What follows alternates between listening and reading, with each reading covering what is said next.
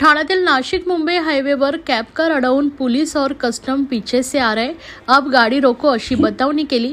तसेच कॅब चालकाला अब गाडी बंद करे असे गावठी कट्ट्याचा धाक दाखवत 7 जणांच्या टोळीने भारतीय आणि परदेशी चलन असे एकूण 12,29,000 रुपयांची रोकड असलेल्या 2 बॅगा घेऊन पोबारा केलाय।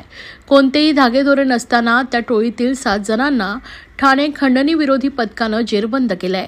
त्यामध्ये एका महिलेसह अल्पवयीन मुलाचा समावेश असून अटकेतील टोळक्यांकडून चोरीला गेलेली रक्कम तसेच गुन्ह्यासाठी वापरलेल्या गाड्या आणि गावठी कट्टा, जिवंत काडतूस, मोबाईल असा 21,97,000चा मुद्देमाल हस्तगत करण्यात आलाय।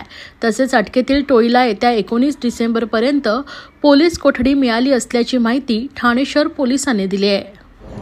5 डिसेंबर रोजी कापूरवाडी राबोडी पोलीस स्टेशनच्या हद्दीमध्ये रात्री 11:30-12च्या दरम्यान जबरी चोरीचा प्रकार घडला।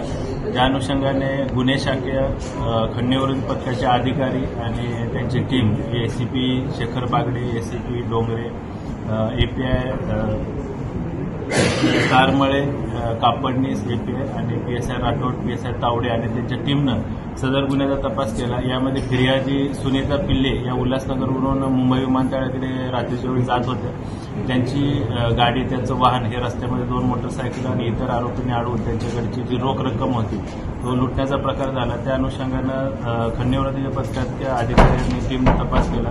त्यामध्ये अद्याप तो एकूण 6 आरोपींना अटक करण्यात आलेली आहे आणि एक विधी संघर्षग्रस्त बालक ताब्यामध्ये आहे। या गुन्ह्यामध्ये अद्यापर्यंत 21,97,000चा मुद्देमाल जप्त केलेला आहे। त्यामध्ये एक इर्टिगा कार, 2 मोटरसायकल, एक गावठी कट्टा आणि रोख रक्कम 7.5 लाख, ज्यामध्ये 1 लाख भारतीय चलनातील नोटा आहेत आणि 7.5 लाखाच्या दुबईच्या दिनार चलनाच्या नोटा आहेत।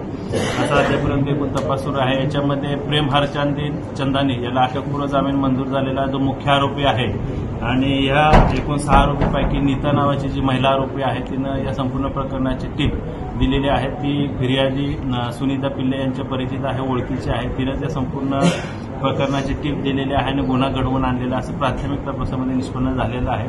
त्याचबरोबर मुख्य आरोपी प्रेम हरचंदानी याच्यावर देखील अनेक प्रकारचे गंभीर गुन्हे दाखल आहेत आणि इतर आरोपींवर सुद्धा काही गुन्हे दाखल आहेत का त्या अनुषंगाने तपास सुरू आहे। त्याचबरोबर या आरोपींनी महाराष्ट्रामध्ये किंवा इतर ठिकाणी काही अशा प्रकारचे गुन्हे केलेले आहेत याचा देखील तपास सुरू आहे। सर, गावठी कट्टा याची कुठून आणलेला आहे?